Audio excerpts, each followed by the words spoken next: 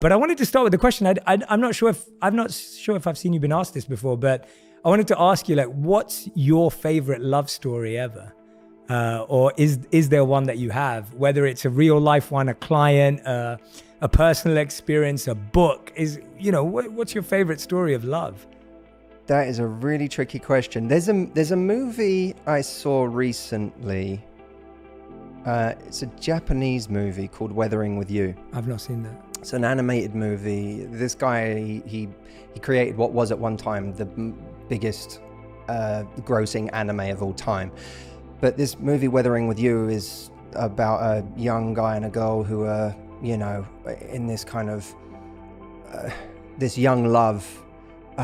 There's this kind of mythical story where it's constantly raining in Tokyo, and she has the power to make the rain go away. They call her a sunshine girl. She's so prized because she's the sunshine girl. And so she's constantly called upon by people who are running events or fireworks displays or whatever to come along and make it stop raining. Spoiler alert for anyone who's not seen Weathering with You, by the way, I'll come back in 3 minutes. But there's every time she does it, a piece of herself starts to disappear. And it gets to the point where she completely floats up into the sky and no longer has a presence here on Earth because she's given so much as the sunshine girl.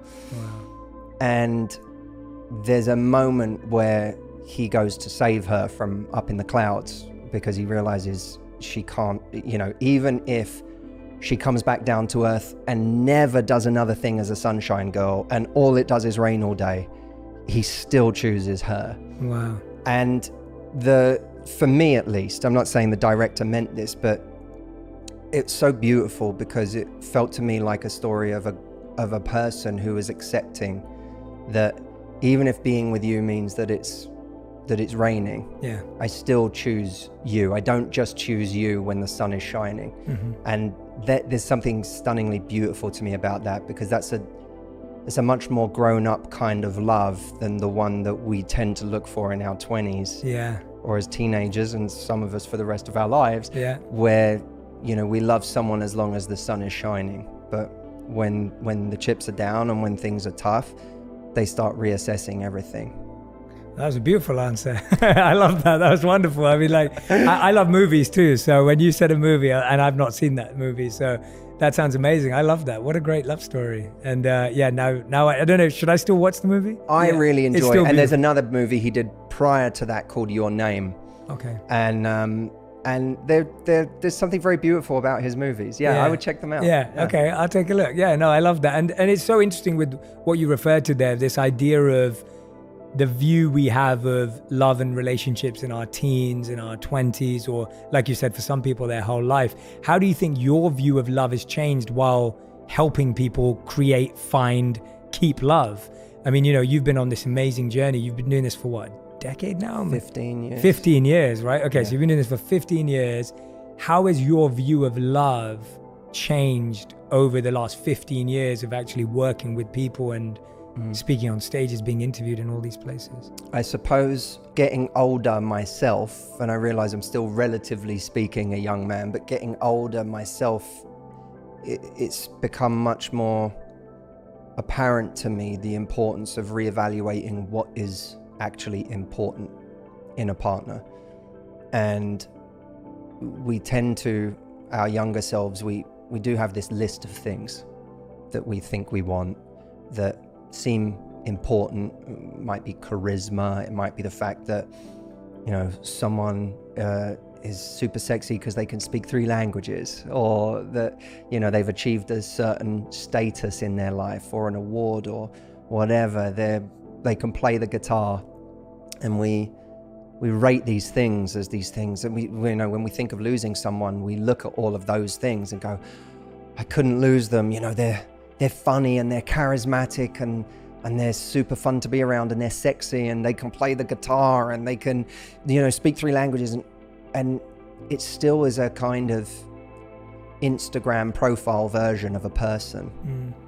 And someone recently said to me, I'm in a relationship with a guy and, you know, he plays the guitar and I find that really sexy and he's really good looking. And I'm like, he doesn't need, in order to be in a relationship with you, he doesn't need to be great at music. He needs to be great at a relationship. Yeah.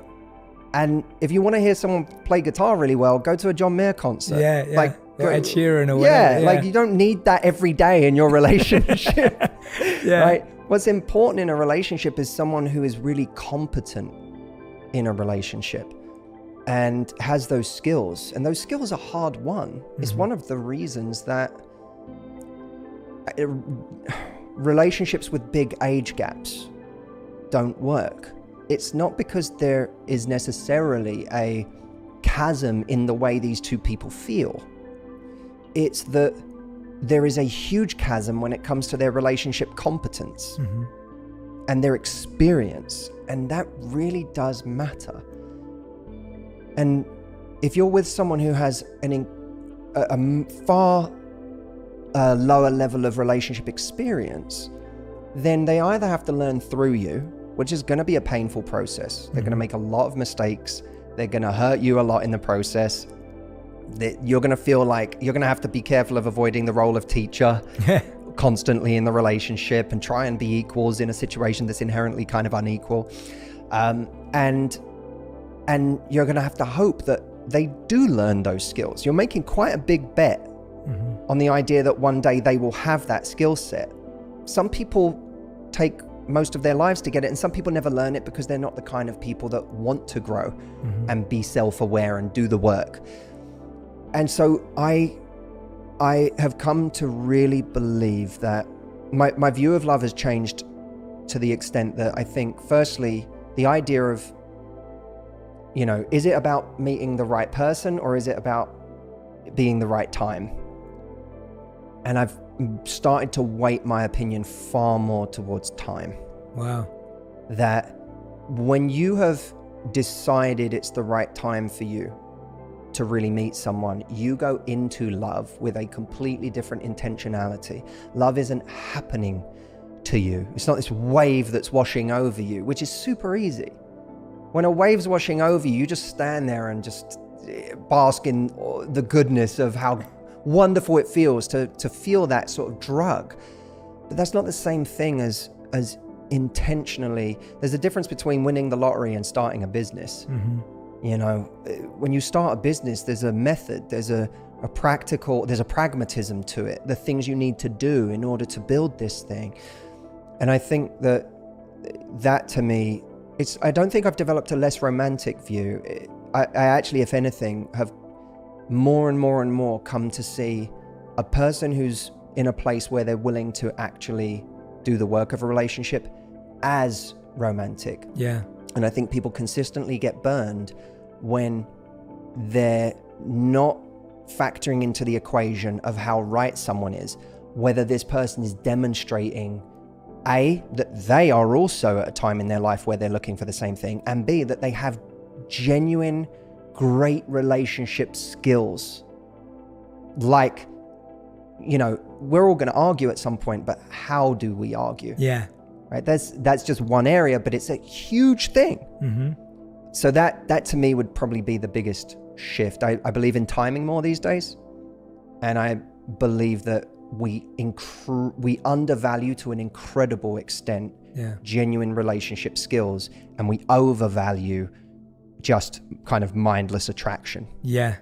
I love that answer, man. That's so fascinating to compare person versus time. And I often say to my friends, like, the most romantic thing in the world is someone who's trying to build relationship competence. Like that, that is the most romantic expression that someone can have. I love the way you talk about relationship skills, and we're talking about relationship competence.